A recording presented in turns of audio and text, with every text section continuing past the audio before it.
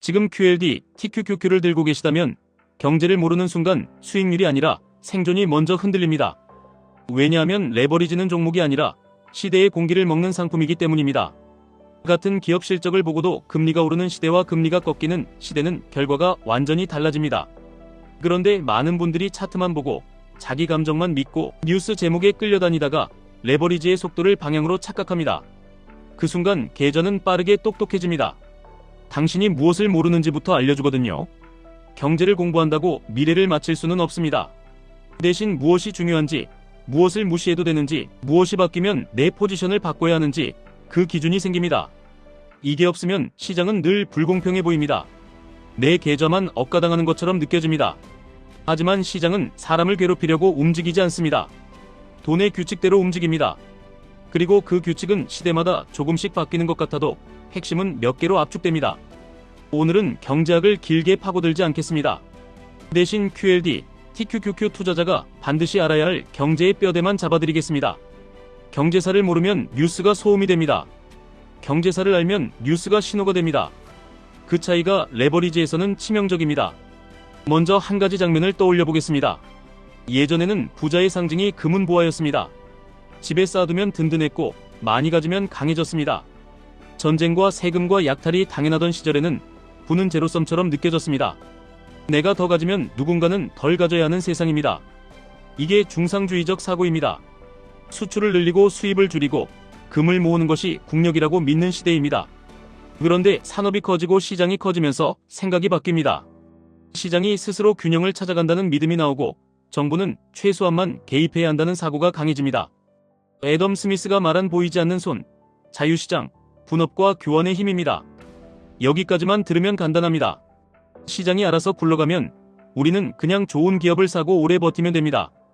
그래서 많은 분들이 QLD, TQQQ를 선택합니다. 어차피 미국은 혁신하고 나스닥은 성장하고 장기적으로 우상향할 거라는 믿음입니다. 그런데 문제가 하나 있습니다. 세상은 종종 너무나도 크게 망가집니다.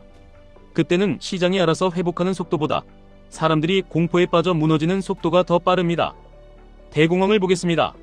사람들이 합리적으로 행동하고 공급은 결국 소비로 돌아온다는 믿음이 깨졌습니다. 공장은 돌아가고 물건은 쌓이는데 지갑이 닫히면 아무것도 팔리지 않습니다. 저축이 미덕이라고 믿는 순간 모두가 동시에 저축하면 소비가 꺼지고 기업 매출이 꺼지고 고용이 꺼지고 더 저축하려는 악순환이 생깁니다. 케인즈가 던진 핵심은 이겁니다. 위기 때는 정부가 나서서 수요를 만들어야 한다. 민간이 움츠러들면 공공이 지출로 바닥을 받쳐야 한다. 그 이후로 경제는 시장만으로 설명되지 않습니다. 정부와 중앙은행이 경제의 한 축이 됩니다. 이게 QLD, TQQQ와 무슨 상관이냐고요? 바로 여기서 갈립니다. QLD, TQQQ는 결국 미국의 성장주 엔진을 세게 밟는 상품입니다. 성장주의 가격은 단순히 실적만으로 결정되지 않습니다. 금리라는 할인율, 유동성이라는 연료, 기대라는 심리, 이 세 가지가 같이 움직입니다. 케인즈 이후 세계에서 가장 강력한 플레이어는 정부와 중앙은행이 되었고 그들의 행동이 레버리지 투자 성과에 직접적으로 꽂힙니다. 그런데 또 한 번 경제학이 깨진 순간이 있습니다. 1970년대입니다. 인플레이션과 경기 침체가 같이 오는 이상한 시대가 열렸습니다. 물가는 오르는데 경기는 식어버립니다. 원유 가격 급등 같은 공급 충격이 오면 케인즈식 처방이 난감해집니다. 경기 살리려고 돈 풀면 물가가 더 뛰고 물가 잡으려고 조이면 경기가 더 꺼집니다. 이때 다시 시장의 자율과 통화의 규칙을 강조하는 흐름이 힘을 얻습니다. 인플레이션은 기대와 돈의 문제라는 관점이 강해집니다. 여기서부터가 현대 투자자의 현실입니다. 우리는 두 개의 줄다리기 속에서 살고 있습니다. 정부가 얼마나 개입할지, 시장이 얼마나 자율적으로 움직일지, 그리고 중앙은행이 물가를 잡을지, 성장을 살릴지, 이 줄다리기가 바뀌는 순간 QLD, TQQQ의 성격이 바뀝니다. 같은 나스닥이라도 누군가는 안전자산처럼 들고 누군가는 폭탄처럼 들게 됩니다. 차이는 경제 레짐을 읽는 능력에서 나옵니다. 하지만 아직 끝이 아닙니다. 인간은 합리적이지 않습니다. 행동경제학은 그걸 정면으로 말합니다. 사람들은 손실을 이익보다 훨씬 더 크게 느낍니다. 같은 기대값이라도 잃을 가능성이 보이면 선택을 바꿉니다. 그리고 더 무서운 건 사람들은 자기 판단을 하는 것 같아도 사실은 주변이 한다고 믿는 행동을 따라갑니다. 상승장에서는 나만 소외될까 두려워서 사고, 하락장에서는 나만 바보가 될까 두려워서 팝니다. 이게 레버리지에서 더 심해집니다. 왜냐하면 가격의 흔들림이 크기 때문입니다. 가격이 크게 흔들리면 내 마음도 크게 흔들립니다. 마음이 흔들리면 규칙이 무너집니다. 규칙이 무너지면 레버리지는 바로 벌을 줍니다. 그래서 경제를 모르면 인생이 날아간다는 말이 나옵니다. 여기서 말하는 경제는 어려운 수식이 아닙니다. 내 월급, 내 대출, 내 소비, 내 투자, 내 집값, 내 금리, 내 환율, 이 모든 것이 연결되어 있다는 사실을 모르는 상태입니다. 그리고 QLD, TQQQ는 그 연결고리의 진동을 3배로 증폭합니다. 이제부터 진짜 핵심만 잡겠습니다.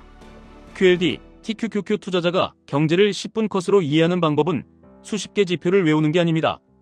딱 5개 질문을 습관처럼 던지는 겁니다. 첫째, 돈이 풀리고 있습니까? 아니면 빨려 들어가고 있습니까? 둘째, 금리는 내려가고 있습니까? 아니면 올라가고 있습니까? 셋째, 기업 이익은 늘고 있습니까? 아니면 꺾이고 있습니까? 넷째, 위험을 감수해도 되는 분위기입니까? 아니면 방어가 이기는 분위기입니까? 다섯째, 사람들의 기대는 과열입니까? 아니면 공포입니까? 이 5개가 레버리지의 세계에서는 거의 전부입니다. 그리고 이 5개는 다시 아주 단순한 대시보드로 바뀝니다. 아침에 뉴스를 다 보기 전에 이것만 확인하시면 됩니다. 금리, 특히 정책금리의 방향과 시장금리의 방향을 보셔야 합니다. 장기금리가 뛰는 시기는 성장주에 불리해지는 경우가 많습니다. 성장주는 미래의 이익을 크게 평가받는 자산인데 할인율이 올라가면 그 미래 가치가 줄어들기 때문입니다. 그래서 같은 나스닥이라도 금리 레짐이 바뀌면 체감이 확 달라집니다. 물가, 특히 사람들이 체감하는 인플레이션이 꺾이는지 다시 붙는지 보셔야 합니다. 인플레이션이 꺾이면 중앙은행은 숨을 고르고 시장은 안도합니다. 인플레이션이 다시 뛰면 금리가 더 오래 높게 유지될 수 있다는 공포가 생깁니다. QLD, TQQQ는 이 공포에 민감합니다. 고용, 특히 실업률과 신규 고용의 흐름을 보셔야 합니다. 고용이 너무 뜨거우면 물가 압력이 커지고 중앙은행은 더 조일 수 있습니다. 고용이 너무 차가워지면 경기 침체 우려가 커지고 기업 이익이 꺾일 수 있습니다. 둘 다 레버리지의 부담입니다. 그래서 시장은 언제나 적당히 나빠지길 바라기도 합니다. 이게 아이러니입니다.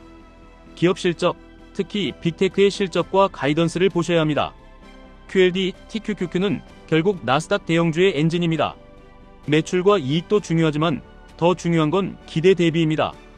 기대가 너무 높으면 좋은 실적도 악재가 됩니다. 기대가 낮으면 평범한 실적도 호재가 됩니다. 그래서 숫자만 보면 안 됩니다. 시장의 기대라는 보이지 않는 기준을 같이 보셔야 합니다. 유동성, 이게 레버리지 투자자에게는 산소입니다. 중앙은행이 긴축을 하면 유동성이 빠지고 위험자산은 힘이 빠집니다. 반대로 유동성이 늘면 실적이 완벽하지 않아도 시장은 미래를 먼저 당겨서 삽니다. QLD, TQQQ가 급하게 치고 올라가는 장면은 대개 유동성이 회복될 때 많이 나옵니다. 신용시장, 이건 폭풍 경보입니다.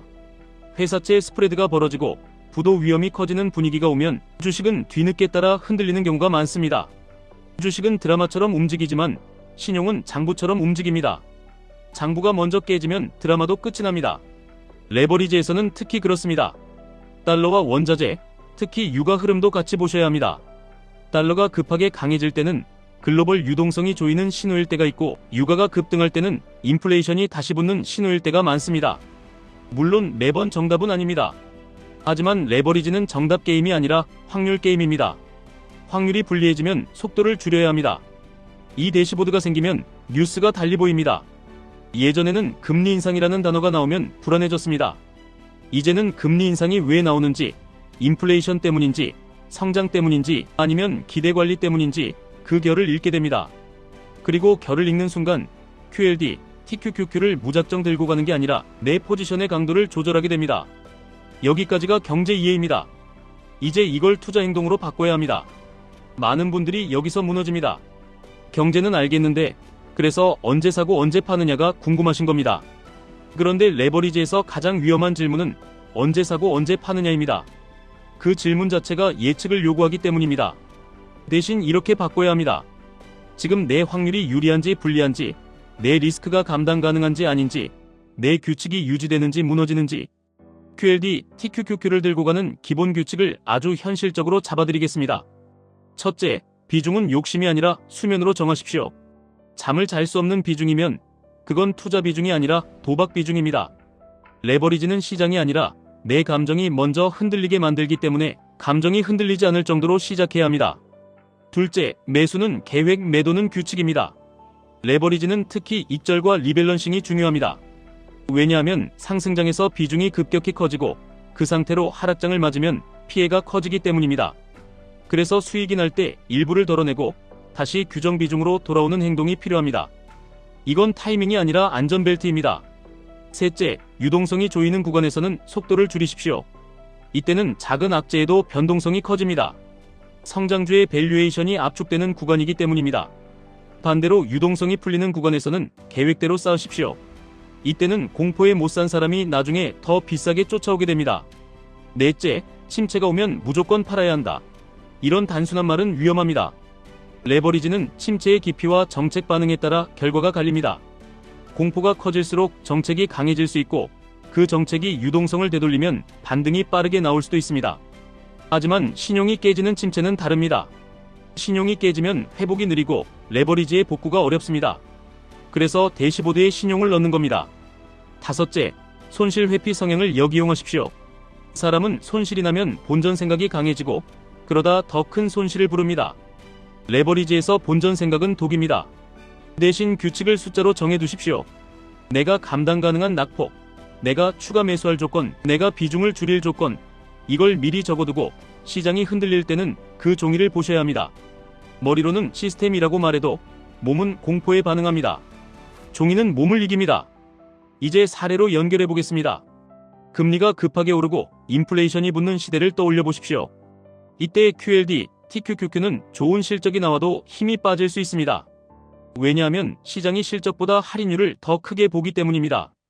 반대로 인플레이션이 꺾이고 금리가 안정되면 실적이 아주 완벽하지 않아도 기대가 다시 살아나면서 가격이 먼저 움직일 수 있습니다. 이게 성장주의 성격입니다. 미래를 먼저 사고 현재를 나중에 확인합니다. 그러니 경제를 모르면 이런 장면에서 늘 뒤늦게 반응합니다. 오를 때는 불안해서 못 사고 내릴 때는 무서워서 팝니다. 그리고 그걸 반복합니다. 그럼 경제를 알면 뭐가 달라지느냐? 속도가 바뀝니다. 아니, 정확히는 속도를 조절할 수 있게 됩니다. 레버리지에서 핵심은 항상 풀 매수도, 항상 관망도 아닙니다. 강하게 가야 할 때와 약하게 가야 할 때를 구분하는 겁니다. 그 구분이 바로 경제 레짐입니다. 여기서 한 가지 착각을 깨드리겠습니다. 경제를 알아도 위기는 옵니다. 경제를 알아도 폭락은 옵니다. 다만 경제를 알면 폭락을 내 인생의 끝으로 해석하지 않습니다. 폭락을 하나의 국면으로 해석합니다. 국면으로 해석하면 행동이 달라집니다. 행동이 달라지면 결과가 달라집니다. 많이들 이렇게 물으십니다. 경제 뉴스가 너무 많은데 무엇을 봐야 합니까? 답은 간단합니다. 내 자산을 움직이는 변수만 보시면 됩니다. QLD, TQQQ 투자자라면 금리, 물가, 유동성, 빅테크 실적, 신용, 이 5개가 우선입니다. 그 외의 뉴스는 소음일 확률이 높습니다. 소음에 반응하면 레버리지에서는 수수료와 실수만 늘어납니다. 또 이런 질문도 나옵니다. 금리랑 주가는 왜 꼭 반대로 움직입니까? 꼭 그렇지는 않습니다. 경기 확장 초기에 금리가 오르는 건 성장 기대 때문일 수도 있고 그때는 주가도 같이 오를 수 있습니다. 문제는 금리가 오르는 속도와 이유입니다. 물가 때문에 혹은 중앙은행의 경고 때문에 혹은 유동성 회수 때문에 금리가 오르면 성장주에는 부담이 커질 수 있습니다. 그래서 금리의 방향만 보지 마시고 금리가 왜 움직이는지 보셔야 합니다. 또 묻습니다. 침체가 오면 QLD, TQQQ는 끝입니까? 끝이 아닐 수도 정말 힘들 수도 있습니다. 그래서 질문을 바꿔야 합니다. 침체의 성격이 무엇인지, 정책이 어떤 반응을 보일지, 신용이 깨지고 있는지 이걸 봐야 합니다. 침체가 온다고 무조건 던지는 것도 위험하고 침체가 온다고 무조건 버티는 것도 위험합니다. 레버리지는 선택의 강도를 조절해야 합니다. 그 조절의 기준이 경제입니다. 또 많이들 고민하십니다. 적립식이면 다 해결됩니까? 적립식은 강력한 무기입니다. 하지만 레버리지에서는 적립식도 규칙이 필요합니다. 왜냐하면 낙폭이 길어질 때 심리가 먼저 무너지고 적립이 멈추기 때문입니다. 적립식의 적은 시장이 아니라 본인입니다. 본인이 무너지지 않게 하려면 비중과 현금, 그리고 리밸런싱 규칙이 있어야 합니다. 적립식은 자동이지만 마음은 자동이 아닙니다. 그리고 마지막으로 가장 많이 나오는 질문입니다. 지금 들어가도 됩니까? 이 질문은 사실 지금이 바닥입니까? 라는 질문과 거의 같습니다. 그건 아무도 모릅니다. 대신 이렇게 접근하시면 됩니다. 내가 지금부터 분할로 들어가도 감당 가능한가? 내가 들어간 뒤 더 빠져도 규칙대로 추가할 수 있는가? 내가 들어간 뒤 급등해도 쫓아가다 망하지 않을 수 있는가? 이 세 가지가 되면 들어가도 됩니다. 세 가지 중 하나라도 아니면 들어가면 안 됩니다. 들어가면 안 되는 이유는 시장 때문이 아니라 내 시스템이 없기 때문입니다. 여기서 오늘의 결론을 잡겠습니다. 경제학은 마치는 학문이 아니라 해석하는 학문입니다. 경제를 알면 인생이 달라진다는 말은 경제를 알면 내 선택의 비용을 계산할 수 있게 된다는 말입니다. 대출을 받을 때, 소비를 할 때, 집을 살 때, 투자 비중을 정할 때 그 선택이 어떤 변수에 의해 흔들릴지 미리 알게 됩니다. 그리고 QLD, TQQQ 같은 레버리지 상품은 그 흔들림을 크게 확대해서 보여줍니다. 그래서 경제를 모르면 빠르게 무너지고 경제를 알면 같은 상품도 도구가 됩니다. 오늘부터 딱 이렇게만 해보십시오. 하루에 모든 경제 뉴스를 보지 마시고 5가지 질문만 던지십시오. 돈이 풀리는지, 금리가 어디로 가는지, 물가가 꺾이는지, 실적 기대가 어떤지, 신용이 흔들리는지, 그리고 그 질문에 맞춰 내 QLD, TQQQ의 강도를 조절하십시오. 강하게 갈 때는 계획대로, 약하게 갈 때는 지키면서, 수익이 날 때는 일부를 덜어내며 다시 기회를 만들기. 이게 경제를 아는 레버리지 투자자의 기본 자세입니다. 금은 보화를 쌓아두면 부자라고 믿던 시대가 있었습니다. 지금은 다릅니다. 지금은 돈이 흐르는 길을 이해하는 사람이 강합니다. 경제를 공부한다는 건 수식이 아니라 그 흐름을 보는 눈을 갖는 겁니다. 그 눈이 생기면 QLD, TQQQ는 무서운 폭탄이 아니라 시대의 엔진에 올라타는 레버가 됩니다. 지금까지 1분 투자 하이젠버그였습니다.